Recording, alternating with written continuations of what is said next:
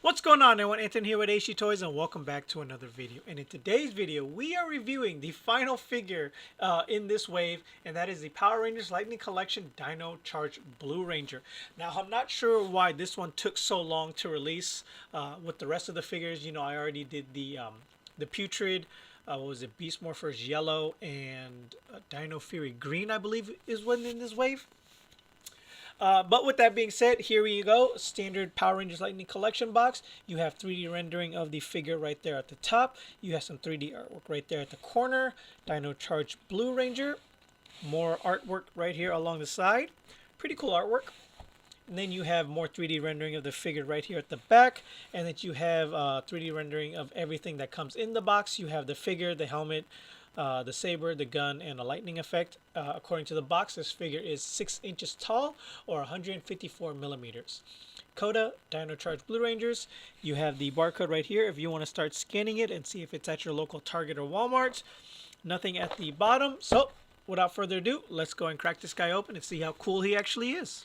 Alright, and here we have the figure out of packaging, and before we get into him, let's go and take a quick look at the accessories.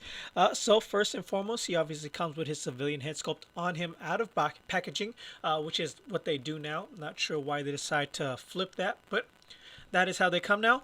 You have two closed-fisted hands on him out of packaging. Then you have two weapon holding hands packaged in with him. They are gun trigger hands, so they do go up and down instead of in and out or left and right. And then you have the, what is this? The Morpher, the Dino Charge gun. Not too bad. I don't remember the other ones having a little port right there. I'll have to double check. But if they don't, this is technically a new mold, but we'll double check in the comparisons. Not too badly painted. Still missing a few details, but overall, not too bad. Then you have the saber itself.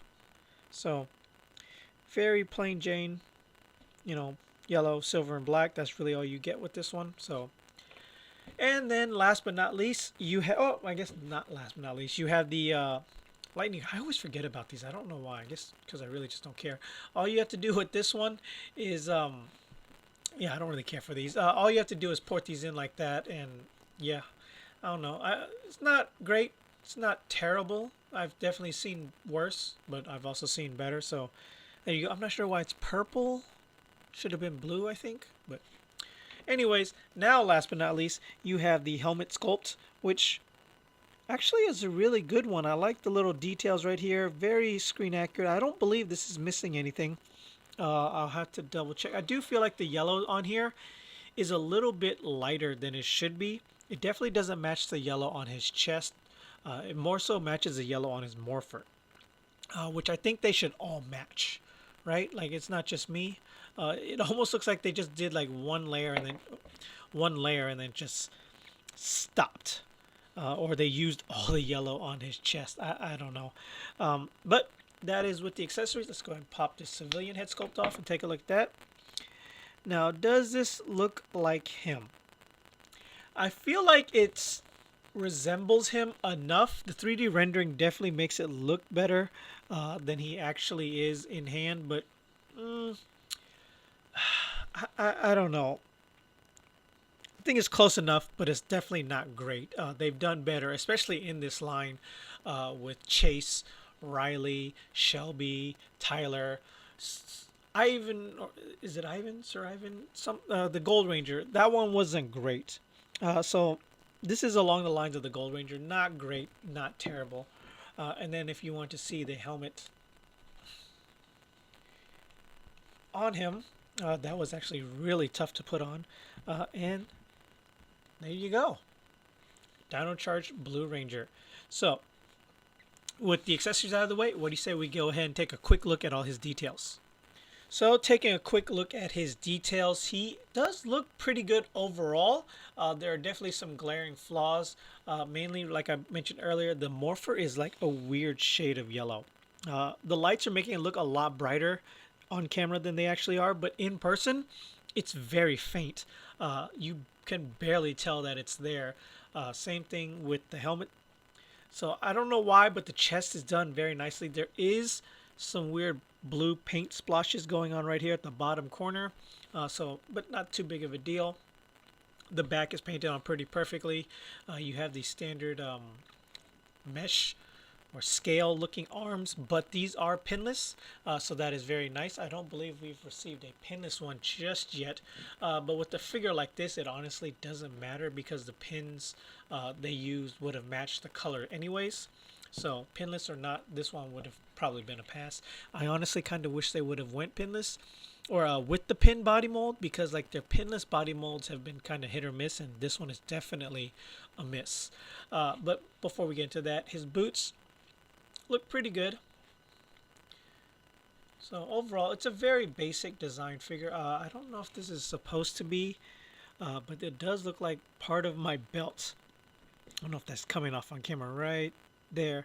Part of my belt is like ripped off. So another inconvenience.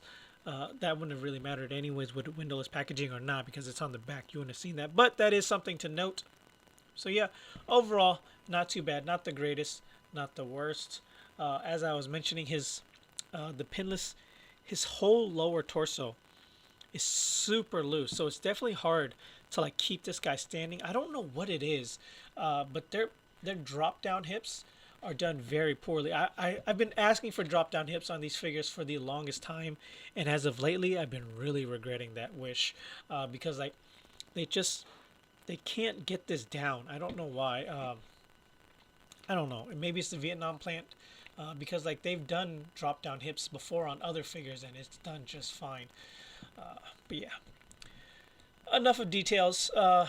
You know what you're going to get with these figures nowadays. So let's go ahead and move into articulation. So moving into articulation, you have your standard Power Rangers Lightning Collection.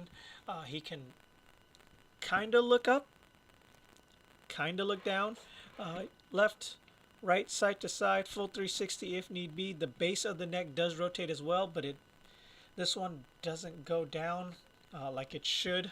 It goes down a little bit better than most of the other ones, that's for sure. Then you got your butterfly joints, which is really stiff on mine.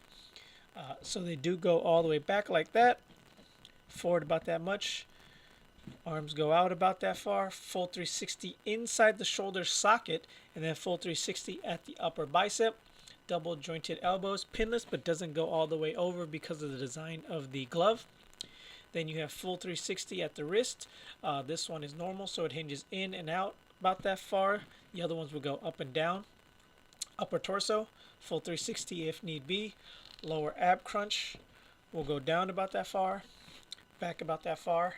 Then you have the hips, which are the loose part of this one, so it'll drop down about that far. We'll do the full splits because of the drop down hips. Then you just got to kind of port them back up. We'll kick out about that far, kick back about that far. Upper thigh swivel, full 360, double jointed pinless knees. You get a good range of motion on that. You have the upper boot cuff and the ankle rockers, forwards, backwards, left, right, peg holes at the bottom. So all your standard Power Rangers Lightning articulation. This one is a bit better than the most, but unfortunately he does share the loose joint syndrome with the rest of them. But with that being said, let's go ahead and move on to size comparisons. Okay, so for size comparison, I think this will pretty much suffice on everything you need to see in this line. Here we have him next to the entire core Dino Charge team. You have him next to gold, pink, red, green, and black.